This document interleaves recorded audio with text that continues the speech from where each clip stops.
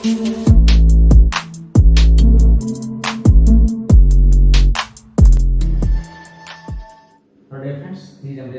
And स्वागत करता हूं आपका अपने YouTube channel keep learning with Amresh Kumar में। स्टूडेंट्स, आज हम करने वाले हैं solution of one dimensional heat equation. Solution of one dimensional wave equation हम कर चुके हैं, solution of two dimensional wave equation हम कर चुके हैं। अगर आपने वो वीडियो नहीं देखी है तो आप मेरे चैनल की प्लेलिस्ट में जाके पार्शियल डिफरेंशियल इक्वेशन के नाम से प्लेलिस्ट मिलेगी आपको, वहां पे जाके उनको देख सकते हैं। स्टूडेंट्स, ये जो लेक्चर है इसमें हम करेंगे solution of one dimensional heat equation का सॉल्यूशन हम by the method of separation of variable से करेंगे। और उसमें जो वन डायमेंशनल हीट इक्वेशन है उसमें कुछ एक इनिशियल कंडीशंस आपको दी हुई होंगी, उन कंडीशंस के अंडर हम उसका सॉल्यूशन फाइंड करना सीखेंगे। तो बिल्कुल इजी है, तो उसको हम करेंगे। तो देखते रहिए, आप समझ आएगा आपको। हो सकता है लेक्चर थोड़ा सा लेंथी हो जाए, पेशेंस बनाए रखें और आप वीडियो को लास्ट तक जरूर देखें। और अगर आप चैनल पर नए हैं तो चैनल को पहले सब्सक्राइब कर लें और ज़्यादा से ज़्यादा अपने फ्रेंड्स के साथ शेयर जरूर किया करें आप।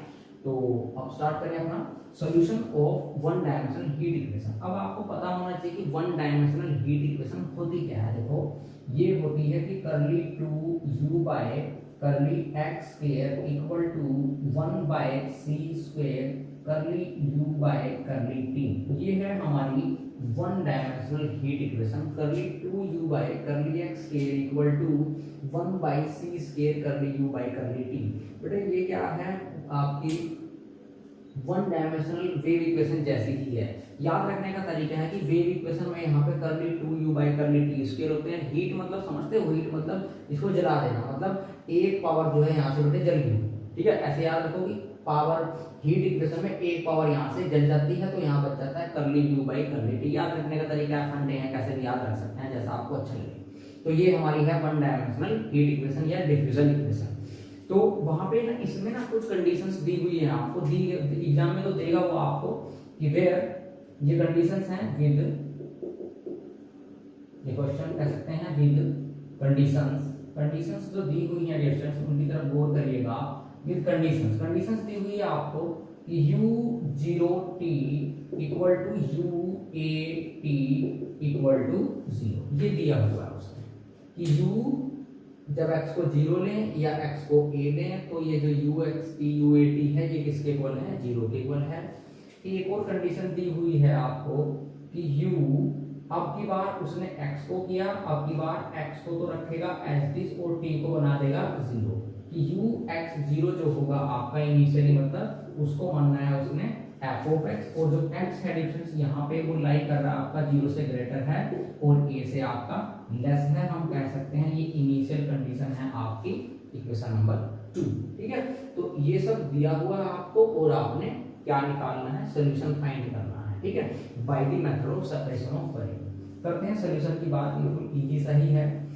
तो जैसे कि हम वन डायमेंशनल वेव इक्वेशन में करते हैं, यहाँ पे इसका सॉल्यूशन हम कंसीडर कर लेते हैं कि let uxt equal to x of x t of t be the solution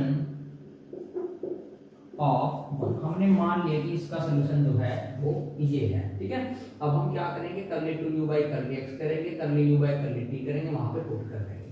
तो हमें बताइए है करली 2u बाय करली x के क्या आएगा, t x डबल डैश आएगा। करली u बाय करली t क्या आएगा हमारा, अब की बार x एज इट इज रहेगा, t का डैश हो जाएगा, मतलब एक बार डेरिवेटिव है बस। ठीक है, पुट करें वैल्यू 1 में तो क्या बन जाएगा, t x double dash equal to 1 by c square x t dash. x की टर्म्स एक साइड कर लें बच्चों, x double dash by x equal to t dash, t को आप राइट साइड शिफ्ट कर लें, by t 1 by c square इसके साथ में आ जाएगा। अब फिर से वही बात आई कि ये भी हमारा क्या है, सिंगल वेरिएबल x पे डिपेंड है, ये भी हमारा सिंगल वेरिएबल t पे डिपेंड है, क्योंकि x और t दोनों ही कैसे वेरिएबल हैं, इंडिपेंडेंट वेरिएबल हैं। इसका मतलब इसको किसी कांस्टेंट k के इक्वल होना पड़ेगा। हम कह सकते हैं this is equal to k some constant से। अब डिफरेंस अगर आप इसको करके देखते हो, आर्टिकल को करके देखना, k को 0 ले सकते हैं तो भी हमारा इनएप्रोप्रिएट सॉल्यूशन मिलेगा, ट्रिवियल सॉल्यूशंस मिलेंगे। के को अगर आप ग्रेटर देन 0 लोगे तब भी आपको क्या मिलेंगे, ट्रिवियल सॉल्यूशन या इनएप्रोप्रिएट सॉल्यूशन मिलेगा इक्वेशन नंबर 1 का। तो उसको के को 0 को नहीं लेंगे हम, यहाँ पे के को ग्रेटर देन 0 नहीं लेंगे हम। वो वाला केस करते हैं कि जब ये किसके इक्वल हो, के लेस देन जब आपका 0 हो, मतलब मैं मान लेता हूँ कि माइनस पी स्क्वायर के इक्वल है, ठीक है। इसी को मैं करूंगा कि इसी केस में सॉल्यूशन आता है, ठीक है। तो यहाँ से क्या करते हैं बच्चों, ये पूरा का पूरा माइनस पी स्क्वायर के इक्वल रखेंगे, सॉल्यूशन निकाल लेंगे एक्स की वैल्यू। यहाँ से इसको माइनस पी स्क्वायर के इक्वल रखेंगे, टी की वैल्यू इसको रखते हैं पहले। तो क्या आ जाती है इक्वेशन, डायरेक्ट लिखते हैं d2x by dx square plus p square x equal to 0। जब मैं इसको और equal to minus P square रखूंगा तो ये इक्वेशन बन जाएगी, x डबल डैश मतलब d2x by dx square, x की मल्टीप्लाई होगी यहाँ पे तो माइनस पी स्क्वायर x होगा, लेफ्ट साइड में लाओगे प्लस पी स्क्वायर हो जाएगा आपका। तो यहाँ से जो सॉल्यूशन बनता है वो क्या बनता है, डायरेक्ट ले लेते हैं कि x equal to c1 cos px plus c2 sin px, ये सॉल्यूशन बन गया, ठीक है। अब अगर मैं यहाँ से इसको माइनस पी स्क्वायर इक्वल रखूँ तो देखते हैं क्या आएगा। तो ये हो जाएगा 1 by C square T double dash by T equal to minus P square, ठीक है। तो ये क्या बन जाएगा, टी डबल डैश। अब टी डबल डैश में बेटे यहाँ पे यहाँ क्या है, T dash sorry T dash मतलब D T by D T, ठीक है। और C square T right side ले जाए तो उसको मैं लेफ्ट साइड में ले आया, C square P square capital T equal to 0। तो ये आपकी वन ऑर्डर की क्या है, ऑर्डिनरी डिफरेंशियल इक्वेशन है। तो यहाँ से जो सॉल्यूशन बनेगा वो तो सिंपली क्या बनेगा, क्योंकि ये तो आपका हो जाएगा राइट साइड में जाके माइनस का सी स्क्वायर पी स्क्वायर। तो इसे ऐसे भी देख सकते हैं आप कि यहाँ से ये बन जाएगा डी बाय डी टी आपका और प्लस सी स्क्वायर पी स्क्वायर और टी क्या है यहाँ पे कॉमन इक्वल टू 0। तो ये ऑक्सिलरी इक्वेशन बन गई आपकी D plus equal to this.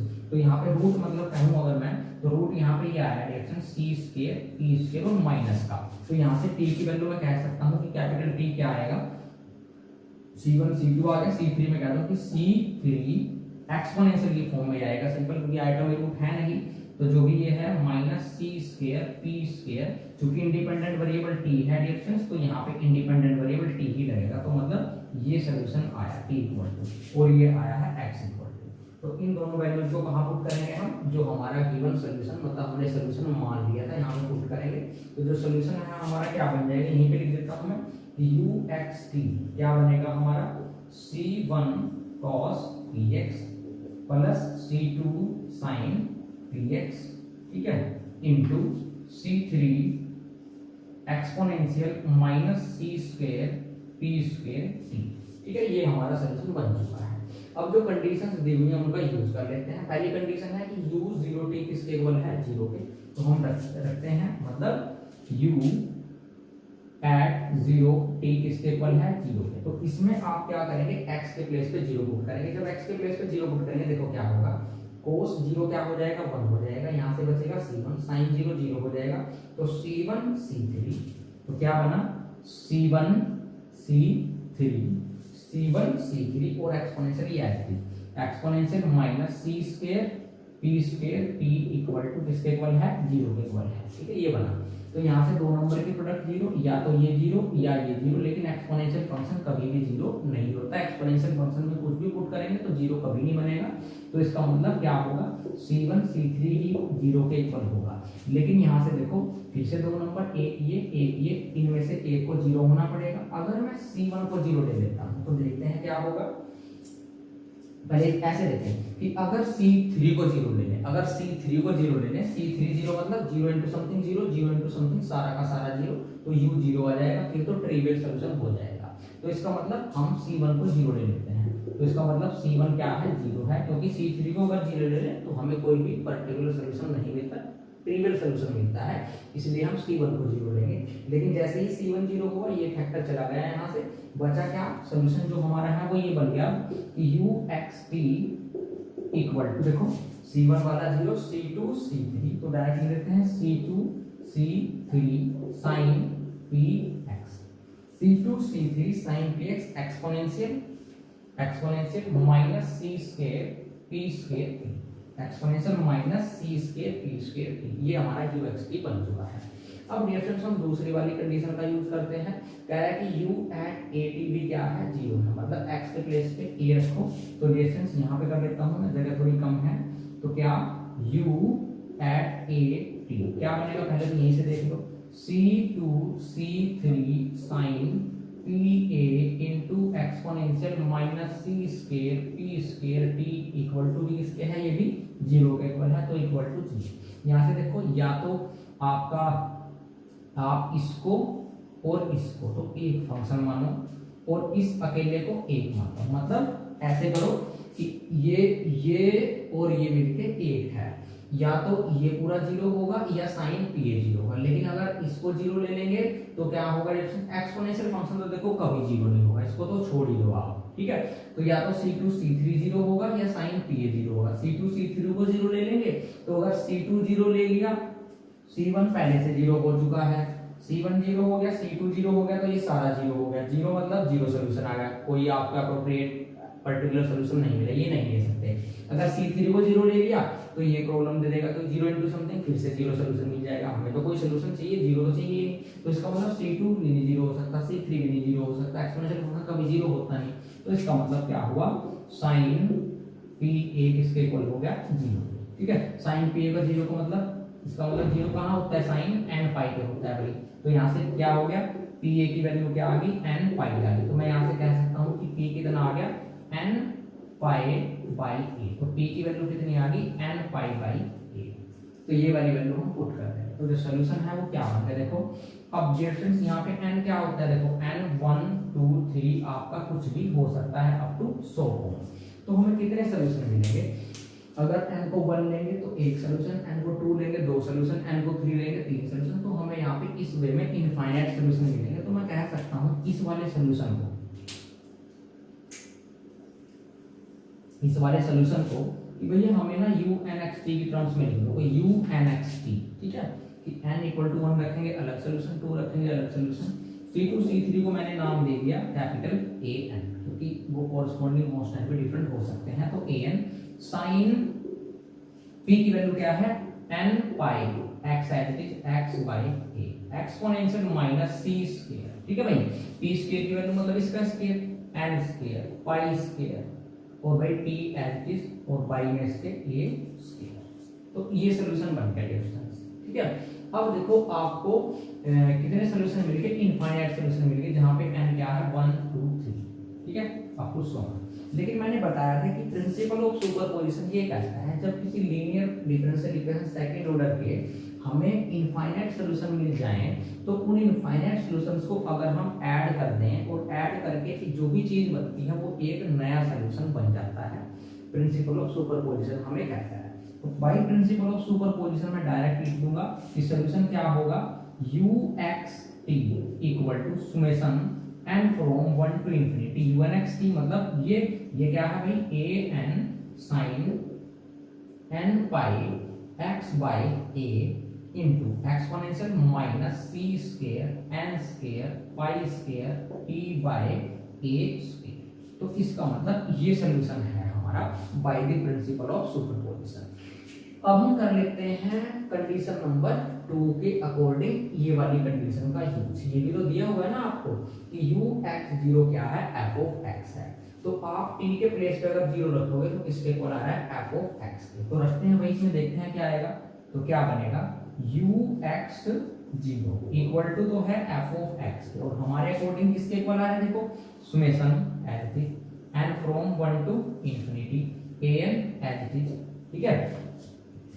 t को 0 रखना है तो t यहीं पे है, तो 0 इंटू समथिंग सारा 0, एक्सपोनेंशियल 0 क्या होगा, 1 होगा। तो यहां से बचेगा बस sine n pi x by a। तो ये हमें मिला f of x। तो हमारा अभी कांस्टेंट क्या है, डिफरेंस an है। तो ये बन गया बिल्कुल वन डायमेंशनल वेव इक्वेशन जैसा। अगर वो वीडियो नहीं देखी आप प्लीज उसको जाके देख लें, समझ आ जाएगा आपको। यहाँ से मैंने कैपिटल an निकाला था, कैसे कि sine n pi x by a की बोथ साइड मल्टीप्लाई की थी, इंटीग्रेशन किया था विद रिस्पेक्ट टू x और लिमिट ली थी 0 से a।